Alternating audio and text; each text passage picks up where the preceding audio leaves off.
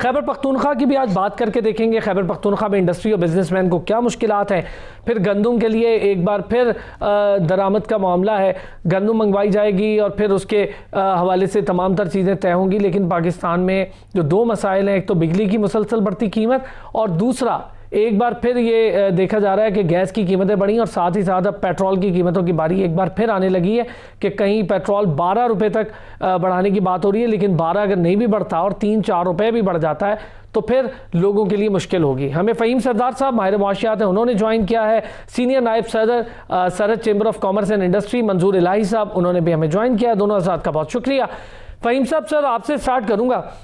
क्या हालात है सर? स्टॉक मार्केट 46,000 प्लस पर है, लेकिन सिर्फ स्टॉक मार्केट ही बेहतरी दिखा रही है। क्या वजह सर स्टॉक मार्केट में इतनी ज़्यादा बेहतरी की? क्या हम अभी तक कुछ बेहतरी के इशारे जो हैं वो पुराने वाले तमाम इंडेक्स को समझ रहे हैं कि जो एक्सपोर्ट्स के हालात बेहतर हुए हैं, या फिर वाकई में जो स्टॉक मार्केट है उसमें इन्वेस्टमेंट आ रही है? जी अरसान, बहुत शुक्रिया। नहीं, इन्वेस्टमेंट आ रही है आपकी स्टॉक मार्केट में, इसीलिए तो आपका वॉल्यूम बढ़ रहा है। वॉल्यूम 400 मिलियन से ऊपर है, आज 440 मिलियन के करीब है। तो ये ऐसे नहीं होता, इसका मतलब है कोई ख़रीद रहा है। जब कोई ख़रीद रहा है और मार्केट बढ़ रही होती है तो उसका मतलब है कि इन्वेस्टमेंट आ रही है। ज़ाहिर बात है, अगर स्टॉक मार्केट 46,000 पे जो 46,500 के करीब जो पहुंची हुई है और वॉल्यूम ना होता तो अभी मैं कुछ ज़ाहिर बात है इसका ऑपोजिट कह रहा होता है कि अभी मार्केट में वो सेंटिमेंटल हुई हुई है। ज़ाहिर बात है, आपको जो वॉल्यूम नज़र आता है इसका मतलब है काम हो रहा है, काम हो रहा है, तो उसका मतलब है लोग आ रहे हैं, इसका मतलब है लोग बेच भी रहे हैं, लोग ख़रीद भी रहे हैं, ट्रांजैक्शंस बढ़ रही हैं। जो हर इकॉनमी का असूल होना चाहिए कि आपकी ट्रांजैक्शंस बढ़नी चाहिए। हम इंडस्ट्री पर भी बात करेंगे बाद में, लेकिन जो इस वक्त जो स्टॉक मार्केट में एक दो जो वाज़े तौर पर चीज़ें नज़र आ रही हैं कि इसमें इनफ्लो आ रहा है फंड्स का। सर लेकिन डॉलर की सूरत हाल वहीं की वहीं है फ़हीम साहब, और फिर हम देखें तो कोई ऐसी खातिर खा कमी नहीं आई डॉलर की कदर में भी। फिर उसके साथ साथ 7% जो फ्रीज रखा गया है इंटरेस्ट रेट, क्या वो एक अच्छी खबर थी स्टॉक मार्केट के लिए? अच्छी भी थी, लेकिन मतलब हम बहुत जल्दी इंटरेस्ट रेट बढ़ा भी देते हैं ना, वो हमें आदत है बिला वजह इंटरेस्ट रेट बढ़ा देने की। आपको पता है मेरे उस पर क्या व्यूज़ हैं। जो आपको कितने सालों से मैं बोल रहा हूँ। देखिए, आपको 2-3 चीज़ें हमें ज़रा गौर करनी पड़ेंगी। पिछले क्वार्टर में ये नंबर्स मेरे सामने हैं कि 3.9% रुपया बेहतर हुआ है, साल के लिए 15% गिरा है। सो ये जो है कि क्वार्टर के अंदर रुपये बेहतर हुआ है, ये शो कर रहा है कि आपकी एक्सपोर्ट्स बढ़ रही हैं, आपके रुपए पे प्रेशर उस तरह से थोड़ा सा कम होना शुरू हो गया। इसका ये नहीं मतलब कि मसले हल हो गए, इसका ये मतलब है कि ठीक तरफ शायद चीज़ें चल रही, बट इनको मुस्तकिल क्वार्टर्स अपॉन क्वार्टर्स इस तरह चलने होंगे। इसके लिए जो स्टॉक मार्केट में जो मैं एक बात कहना चाह रहा हूँ, जो बहुत वाज़े तौर पर मैं कह देना चाहता हूँ, ये कि इनफ्लो आ रहा है कहीं से। इनफ्लो कहाँ से आ रहा है? आपको याद है इस्लाम, कई दफ़ा आपसे डिस्कस भी किया है कि इस मुल्क में पैसा बहुत है लेकिन वो साइड लाइन्स पे होता है, वो थोड़ा साइडलाइन से अंदर आ रहा है। यानी कि लोगों ने अगर घर में रखे हुए थे वो ला रहे हैं, अगर वो हुंडी के थ्रू आ रहा था तो अब ऑफिशियल चैनल के थ्रू आ रहा है। अब आपको एक चीज़ जो हमें रियलाइज़ करनी चाहिए वो ये है कि आपके मुल्क में फॉरेन एक्सचेंज इनफ्लो बढ़ गया है रोशन डिजिटल अकाउंट की वजह से, नया पाकिस्तान सर्टिफिकेट्स की वजह से। उससे क्या होता है कि आपकी जो पहले के ज़्यादा प्रेशर्स थे वो अभी भी हैं, ऐसी बात नहीं कि प्रेशर्स ख़त्म नहीं, वो थोड़े कम हो गए। स्टॉक मार्केट अगर खुल रही है, अगर वो थोड़ी सी ज़्यादा एक्टिविटी कर रही है, तो ये भी गौर कीजिएगा कि किन शेयर्स में कर रही है वो शेयर्स, वो कंपनीज प्रॉफिट शो कर रहे हैं। अच्छा फ़हीम साहब, चलें, आपने बात बड़ी सही की, इस पर थोड़ा सा और भी मैं बात करूंगा। जो शेयर प्राइस है उस पर भी थोड़ी सी डिटेल आपसे गुफ्तगू करता हूँ। मंजूर साहब को भी इन करते हैं। मंजूर साहब कैसे हैं सर? जी शुक्र अल्लाह का, मेहरबानी। मंजूर साहब, क्या सूरत हाल है खैबर पख्तूनख्वा में इस वक्त? गैस बंदिश के मामलात हैं, बिजली के निर्ख बढ़ रहे हैं। मैं पूरे पाकिस्तान से देख रहा हूँ कि अब आवाज़ें उठ रही हैं, जहाँ जहाँ इंडस्ट्री है, चाहे वो छोटे पैमाने की हो, बड़े पैमाने की हो, जिस पर एक्सपोर्ट्स का इन्हिसार रखा जाता है, वो इंडस्ट्री ही अब मुश्किल का शिकार है। जी बिल्कुल, फ़र्क आ रहा है, इफेक्ट हो रहा है बहुत ज़्यादा। बिजली महंगी होने से ज़्यादा कॉस्ट ऑफ बिजनेस तो बढ़ जाएगी, तो कम्पिटिटिव नहीं रहेगी मार्केट एक्सपोर्ट के लिए। वैसे भी अफगानिस्तान के साथ हम हालात अच्छी करने जा रहे हैं, सेंट्रल एशिया के साथ भी करने जा रहे हैं, लेकिन अभी तक ये जो कॉस्ट ऑफ डूइंग बिजनेस है इसको कम करना बहुत ज़रूरी है। पर मुझे समझ नहीं आ रही गवर्नमेंट ने इलेक्ट्रिक प्रोड्यूसर के साथ किया भी हुआ है, कुछ मुआहिदा भी किया हुआ है, उसको मंजर आम पे ला नहीं रहे हैं। वो ले आए एक दफा तो कुछ लोगों का हौसला भी बढ़ जाएगा। आखिर पता चले कि कब तक ये बिजली की कीमतें कम होना शुरू होगी ताकि इंडस्ट्री सही तरीके से चल सके। इंडस्ट्रियलिस्ट परेशान है, दुकानदार परेशान है, आम ट्रेडर परेशान है, परेशानियां हैं काफी इस वक्त। लेकिन मुझे समझ नहीं आ रही गवर्नमेंट की अपनी मजबूरियां हैं क्यों दिन ब दिन बढ़ा रहे हैं, और इन्वेस्टिगेशन पूरी तरह हो नहीं रही। जो IPPs के साथ जो मुआहदे हुए थे कॉस्टली बिजली के, जो अभी तक चल रहा है और नेगोशिएशन चल रही हैं, लेकिन उसका कोई रिजल्ट नहीं सामने आ रहा, जिसकी वजह से अनसर्टेनिटी भी क्रिएट हो रही है। ज़ाहिर लोग खौफ में मुब्तला हैं, इंडस्ट्रियलिस्ट खौफ में मुब्तला हैं, हमारे ट्रेडर्स मुब्तला उसमें खौफ में हैं कि आइंदा कितना और बढ़ेगा, कहाँ तक जाएगा। कम अज कम एक कुछ सीलिंग गवर्नमेंट दे दे और बता दे कि इस हद तक बढ़ेगा और फिर उसके बाद कमी आना शुरू हो जाएगी, तो मेरा ख्याल है लोगों को फिर हौसला होना शुरू हो जाएगा और काम शुरू कर देंगे। लेकिन इस वक्त परेशानी का बाइस है, महंगाई भी बढ़ रही है और लोग भी परेशान हैं बहुत। फ़हीम साहब, बतौर इकोनॉमिस्ट मैं आपकी राय इस पर जानना चाहूँगा, जहाँ पर ट्रस्ट डेफिसिट होना शुरू हो जाए गवर्नमेंट के साथ, तो क्या गवर्नमेंट अपना रेवेन्यू जनरेट करने में आसानी पैदा कर सकती है? बहुत मुश्किल हो जाता है वो। वेरी फ्रैंकली तिजारत में, इकोनॉमिक्स में ट्रस्ट ही है। ट्रस्ट से आगे एक चीज़ आती है फेथ, ईमान, कि आपका ये सिस्टम चलता रहेगा। जिस तरह हमें बड़ा ईमान है कि डॉलर ज़िंदा रहेगा, जिस तरह हमें बड़ा ईमान है कि दूसरे मुल्कों की इकोनॉमीज़ बहुत अच्छी हैं। आपको याद है ना, मैं इंडिया को कितना क्रिटिसाइज़ करता था कि मैं कहता था उनकी इकोनॉमी फेक है। आगे बातें सामने है नहीं, बिल्कुल ठीक। उस वक्त लोगों को बड़ा ईमान था, बड़ा फेथ था कि जी ये है। वो तो है, चलें थोड़ी सी सेंटिमेंटल बातें समझ लें, जिस तरह उसको क्लासिफाई करने कर लें। जो आपने जो एक बात पूछी है, देखें वो है ट्रस्ट। बिजनेस जो होता है वो ट्रस्ट पे होता है। अब अभी जो हमारे जो कॉलीग हैं उन्होंने बड़ी इंटरेस्टिंग बात की कि उन्होंने कहा कि लोगों का हौसला बढ़े। अभी मैं आता हूँ इस बात पे, और बहुत ज़रूरी बात उन्होंने की है। आप गवर्नमेंट टू प्राइवेट सेक्टर को एक सेकंड के लिए छोड़ें, आप प्राइवेट टू प्राइवेट की बात करें कि उसमें भी जब तक ट्रस्ट नहीं होगा आप बिजनेस नहीं कर सकते, तिजारत नहीं हो सकती। हमारी ऐसी मंडियां हैं पाकिस्तान में, मैं बहुत फ़ख्र से कह रहा हूँ कि जहाँ पे ज़बान पे करोड़ों, शायद अरबों की ट्रांजैक्शंस हो जाती हैं, सौदे हो जाते हैं और कोई डिफ़ॉल्ट नहीं होता। इसको कहते हैं ट्रस्ट, इसको कहते हैं तिजारत। असली तिजारत ये होती है।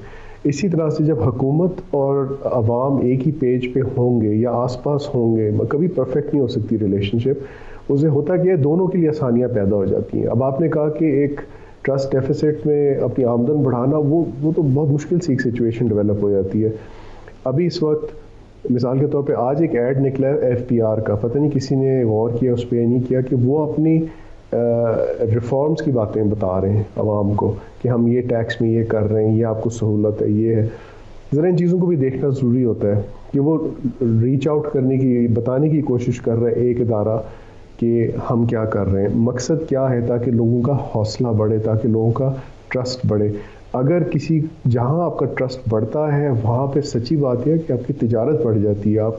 आपके हर इकोनॉमी को नापने का एक बड़ा आसान सा तरीका है, वो मेरे लिए तो बहुत फ़ायदेमंद रहा है, वो ये है कि आप ट्रांजैक्शंस का नंबर चेक करें। मामलात बेहतर करने की बात होती है, मशावरत होती है, अमल दरामद नहीं होता। अगर ये हो जाता इन 2.5-1 सालों में, तो मेरा ख्याल है गवर्नमेंट के लिए FBR रिफॉर्म्स करना, जिसका आप जिक्र कर रहे थे, आसान होता।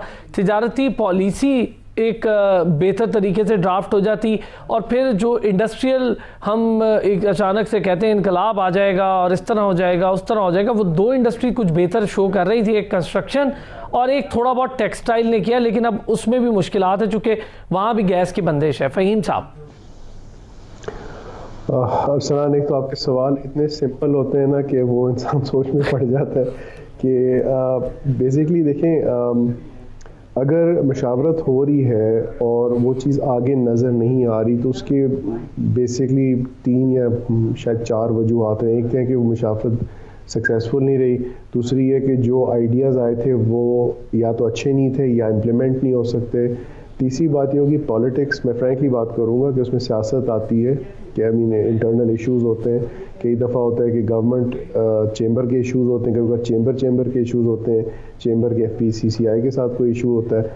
फिर ये होता है कि शायद कोई और एक्सट्रेनियस फैक्टर्स, कोई और ऐसे वजूहात हैं जो अभी होने नहीं दे रही चीज़ों को। मिसाल के तौर पे आपने गैस का जिक्र किया, देखिए गैस की सीधी सी बात है, पाकिस्तान में शॉर्टेज है और एब्सोल्युटली जो बिजनेसमैन है उसको तो यार एक स्टेबल प्लेटफॉर्म चाहिए ना, उसको अब ये तो नहीं चाहिए कि वो प्लेटफॉर्म ऐसे हिलता रहे सारा वक्त, वो तो अपने आप को स्टेबलाइज करने में लगा। तो यही डिस्कशन शायद पिछले प्रोग्राम में हमारी हुई थी जब वो हमारे कॉलीग आए थे काटी से। तो देखें जब गैस की रिक्वायरमेंट है, इलेक्ट्रिसिटी की रिक्वायरमेंट है, ये सारे जो हैं ये इनपुट्स हैं और इन इनपुट्स में अगर आपकी स्टेबिलिटी होगी, आपका सुकून होगा तो फिर बिज़नेस पे फोकस किया जा सकता है। अगर इन पे अगर इनमें टर्बुलेंस आनी शुरू होती है, अगर उतार चढ़ाव आना शुरू हो जाते, कभी गायब है कभी है, तो वो फिर बिजनेसमैन क्या ही करेगा उसमें, वो फिर वो सारा वक्त अपने आप को सर्वाइवल मोड में ही लेके चलते हैं। इस वक्त एज वी स्पीक पाकिस्तान में जो मेरा ख्याल है कोशिश की जा रही है कि ये स्टेबिलिटी किसी तरीके से लाई जाए, और उसमें अगर मुशावरत हुई है और वो चीज़ क्लियर नहीं हो रही, मैं फ्रैंकली कहूँगा कि ये बैठ के एनालाइज करना पड़ेगा कि किस वजह से नहीं। अच्छा फ़हीम साहब, मैं चाहूँगा कि ज़रा ये बात मंजूर साहब से भी पूछ लेते हैं। मंजूर साहब, सर मुशावरत होती है, ऑन बोर्ड लेने की बात होती है, लेकिन अमल दरामद नहीं होता, फिर जो सिफारिशात दी जाती हैं चैम्बर ऑफ कॉमर्स की तरफ से उस पर अमल दरामद होता नहीं दिखा। ये बताएं सर, सूबाई हुकूमत और फेडरल किस हद तक जेल होते हैं आपके चैम्बर ऑफ कॉमर्स के साथ, और फिर क्या कोई फ़ायदा भी हुआ है बिजनेसमैन को इस बात का कि जो कुछ सिफारिशात आप देते हैं तो उसका कोई अच्छा बेहतर अमल दिखाई भी दे? सर गवर्नमेंट, मैं समझता हूँ कि गवर्नमेंट तो कोशिश करती है। हेलो जी जी, आवाज आ रही है आपकी। जी, मैं समझता हूँ कि गवर्नमेंट, ये जो प्रेजेंट गवर्नमेंट है ना, इसका अच्छा फ्रेंडली रिलेशनशिप है इसके साथ, चैम्बर के साथ भी और प्राइवेट सेक्टर के साथ भी। बदकिस्मती से लेते तो हैं हमसे इनपुट, लेकिन उसके ऊपर इम्प्लीमेंटेशन बहुत ही कम होती है। मतलब 90% इम्प्लीमेंटेशन नहीं होती, 90% उसको कंसिडर नहीं किया जाता। 10% अगर कोई ऐसा जो ब्यूरोक्रेट्स को अच्छा लगे, मैं बड़ा साफ बात करूंगा, हमारे मुल्क में इदारे बड़े तबाह हुए हैं पिछले 30-40 साल से, जिसको ठीक करने की प्रेजेंट गवर्नमेंट कोशिश कर रही है। लेकिन हमें खुशी है कि गवर्नमेंट अपने तौर पे इन्हें मिनिस्टर्स वगैरह हमारे आते भी हैं चैम्बर, हमें वेटेज भी देते हैं, हमारे पॉइंट्स को भी नोट करते हैं, लेके भी जाते हैं, लेकिन आगे इम्प्लीमेंटेशन बहुत कम होती है। बिल्कुल मैं इससे आपके साथ वो करता हूँ कि नहीं होती इम्प्लीमेंटेशन, हमारी इनपुट्स में कोई कंसिडर नहीं करते हैं। अच्छा मंजूर साहब, एक चीज़ तो चले ठीक है, आपने बिल्कुल दुरुस्त कहा कि इम्प्लीमेंटेशन नहीं होती। दूसरा मामला ये है, आपने देखा होगा हालिया जब लिस्ट लग जाती है ट्रांसपेरेंसी की पूरी दुनिया के सामने, तो उसमें हमारा इंडेक्स जो है वो और ख़राब होना शुरू हो जाता है करप्शन का। हम 124वें नंबर पर आ जाते हैं, 117 और 120 पर जाते हैं 124 पे। ऐसी सूरत हाल में ज़ाहिर है जो बाहर से सरमायाकारी करने पाकिस्तान आएगा वो तो देखेगा पहले कि करप्शन की क्या सूरत हाल है, मुझे सरमाया पाकिस्तान लेके जाना चाहिए या नहीं लेके जाना चाहिए। क्या कहते हैं मंजूर साहब? बिल्कुल जी, मेरे साथ ये एक्सपीरियंस हुआ है। मलेशिया से मेरे इन्वेस्टर्स हैं, वो आना चाह रहे थे 2 साल से, मेरे साथ इन टच हैं, और बिल्कुल उनको जब मैं गवर्नमेंट की तरफ से कोई बात करता हूँ तो वो बिल्कुल पीछे हट जाते हैं। वो कहते हैं कि आपने आगे करके हमारा प्रोग्राम ठीक करना है तो हम इन्वेस्टमेंट लेके आएंगे, वरना नहीं आएंगे। मुझे पता है कि क्या प्रॉब्लम्स होते हैं यहाँ ब्यूरोक्रेसी में।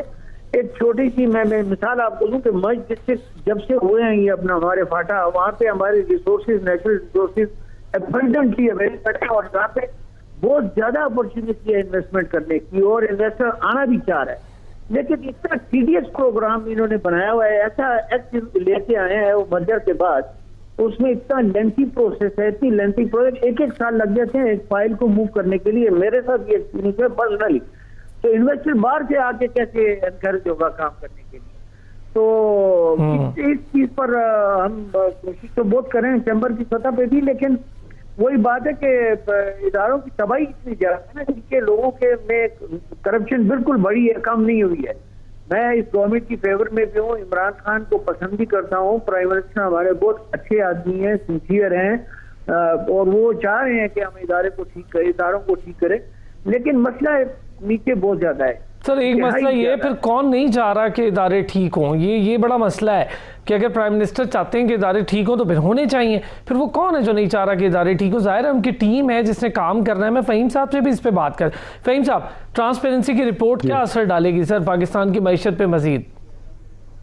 देखिए ऑब्वियसली नेगेटिव इफेक्ट आते हैं ना, लेकिन उस रिपोर्ट को थोड़ा सा ज़रा एनालाइज करना पड़ेगा कि वो किस कॉन्टेक्स्ट में ली गई है। मैं सच बता रहा हूँ, मैंने उसको गौर से नहीं पढ़ा कि उनका एंगल क्या है। वो कह रहे हैं कि लेटेस्ट इन्फॉर्मेशन ये वो सब कुछ ना, प्राइमा फेशी कहते हैं कि अच्छा जो है अभी उसको ज़रा एनालाइज करते हैं। पहली तो बात ये परसेप्शन है, दिस इज़ नॉट रियल। पिछली दफ़ा भी यही हुआ था कि उन्होंने थोड़ा सा डिप दिखाया तो फिर कहते हैं ये परसेप्शन है, this may not reflect reality. दूसरी बात ये है कि कोविड की सिचुएशन में एक हर चीज़ हिल जाती है आपकी, एवरीथिंग इज़ पॉज्ड। आपके जो भी केसेस हैं जो भी हैं वो देखना पड़ेगा कि वो एक्सेलरेट हुए थे या पॉज हुए थे। अगर उस पॉज के अंदर ये इस चीज़ को ऐसे कंस्ट्रू कर रहे हैं कि जी आपके मुल्क में करप्शन बढ़ गई है, तो अच्छा अगर बढ़ गई है तो उसकी प्रूफ चाहिए होगी कि प्रूफ क्या है। उनके इंडिसेस हैं, उन इंडिसेस को देखना पड़ेगा। अच्छा फ़हीम साहब, इसकी एक सिंपल सी चीज़ ऐसे ले लेते हैं कि अगर कोई प्रोजेक्ट है and if you want to construct a plaza, तो आपकी जो फाइल है have been wandering years and years to justify कि जी मैं एग्जिस्ट करती हूँ। ये बड़ा मसला है। बिल्कुल, देखें अगर कोई ऐसी चीज़ जहाँ कहीं भी होती है, अगर का लफ्ज़ नहीं यूज़ करते, जहाँ ये होती है ये गलत है, सीधी सी बात है। दुनिया के अंदर जहाँ भी, अब हम बिजनेस की बात करेंगे, बिजनेस वहाँ फ्लरिश करता है वहाँ जहाँ भाई ईज ऑफ डूइंग बिजनेस का कोई तरीका कार आवाज आ रही है? जी आ रही है, बिल्कुल सर, ये आपकी बात दुरुस्त है। हाँ, कोविड की वजह से पिछले साल एक साल से तकरीबन लोगों का कारोबार बहुत खराब हो चुका हुआ है और लिक्विडेशन का मसला है, लिक्विडिटी इतनी ज्यादा नहीं है, तो बोरोइंग के ऊपर तो डिपेंड करेंगे बेचारे, क्या करें, लोग परेशान हैं, जाहिर है उन्होंने काम चलाना है, बिजनेस चलानी है, तो आहिस्ता आहिस्ता शायद रिकवरी भी हो जाएगी, लेकिन हो सकता है इतनी ज्यादा ना हो, लेकिन टाइम लगेगा इसके ऊपर। जाहिर है कि एक साल का इम्पैक्ट जब पूरी दुनिया में इकोनॉमिक कंडीशन बहुत खराब हुई है तो पाकिस्तान के ऊपर भी इफेक्ट हुआ है। फिर भी हमने कोविड को गवर्नमेंट ने तो कंट्रोल किया अपने तौर पे, लेकिन बिजनेस जाहिर है खराब हुआ है, छोटा बिजनेसमैन भी खराब हुआ है, मिडिल वाला भी खराब हुआ है, छोटी इंडस्ट्री भी काफी इफेक्ट हुई है कोविड की वजह से, सेल्स की वजह से, एक्सपोर्ट्स की वजह से। तो अब इंशाल्लाह थोड़ा थोड़ा ये शुरू हुई है मूवमेंट इसमें, और ये ज्यादातर बोरोइंग जो है कंस्ट्रक्शन में और कंस्ट्रक्शन से एलाइड इंडस्ट्री जो है क्योंकि वो चलना शुरू हुई है, इसी तरह टेक्सटाइल इंडस्ट्री जो है वो चलना शुरू हुई है। अब टेक्सटाइल इंडस्ट्री में भी ज़ाहिर वेंडर्स भी बहुत हैं, छोटे छोटे जो डाइंग वगैरह करते हैं, और स्पिनिंग मिल्स तो खैर बड़ी मिल्स हैं, तो ज़ाहिर है उनको भी चलाना होता है, फिर उनको चलाने के लिए बोरिंग तो करेंगे, बोरिंग जरूरी है। जब एक्सपोर्ट्स बढ़ेंगी, मूवमेंट शुरू होगी, पहिया चलना शुरू होगा इकॉनमी का, तो रिटर्न भी आना शुरू हो जाएगा। सर सही है, लेकिन फिर भी बोझ बढ़ता जा रहा है। मैं जरा फ़हीम साहब का भी इस पे इनपुट देता हूँ। फ़हीम साहब, सर चाहूंगा जरा आप भी इस पे कमेंट करते हैं। जी आवाज़ आ रही है आपको? जी आ रही है। देखें, कर्जा लेने का जो मकसद होता है ना, जैसे बिल्कुल इन्होंने सही कहा कि लिक्विडिटी के लिए होता है कर्जा। या तो आप अपने किसी खसारे को पूरा करने के लिए ले रहे होते हैं, या आप अपनी तजारत को तेज़ करने के लिए कर रहे होते हैं, क्योंकि उसमें लीवरेज आता है। कर्जे का मकसद लिक्विडिटी होता है, वो उसके दो तीन उसकी वजूहात होती हैं आप क्यों लेते हैं। पाकिस्तान में जो सिचुएशन ये है ना कि इस वक्त अगर प्राइवेट सेक्टर कर्जा ले रहे हैं तो हमें ये नहीं भूलना चाहिए कि ये बहुत अरसे बाद है कि प्राइवेट सेक्टर कर्जा थोड़ा ज़्यादा ले रहा है। पहले तो हुकूमत ही प्रेडोमिनेंटली ले रही होती थी कर्जा, सर वो अभी भी ले रही है। हुकूमत ने 38% जायद कर्ज ले लिया है 5 माह में। वो देखें, अब एक साइकिल है, उस साइकिल में से वो निकलने की कोशिश कर रही है गवर्नमेंट, और इंशाल्लाह वो निकल जाएंगे उसमें से।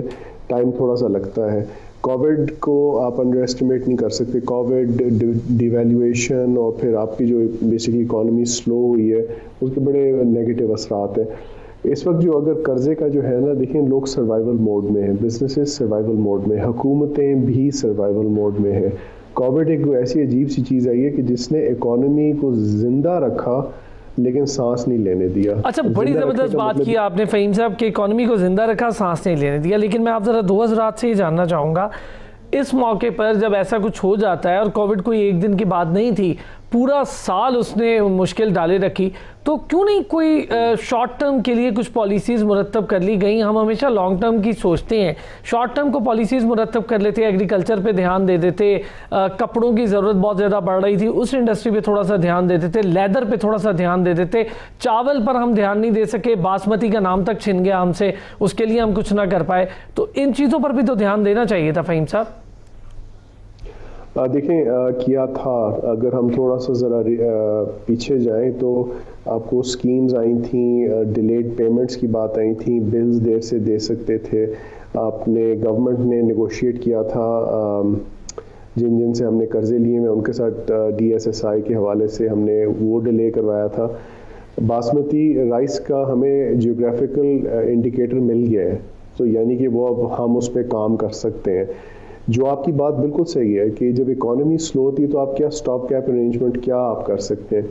इसमें मैं एक तजवीज़ सामने रखना चाहता हूँ जिसका मेरा ख्याल है बहुत फ़ायदा होता है, वो ये होता है सिमुलेशन करना। जब आपकी हालात बेहतर होते हैं, अच्छे होते हैं, अच्छा होता है कि अगर आप किसी बुरे हालात की सिमुलेशन करके देख लें कि अगर ये होगा तो फिर हम क्या करेंगे। वो जो फायर एक्सटिंग्विशर जो होता है वो कब रखा जाता है एक दफ्तर में या घर के अंदर, जब आग नहीं होती।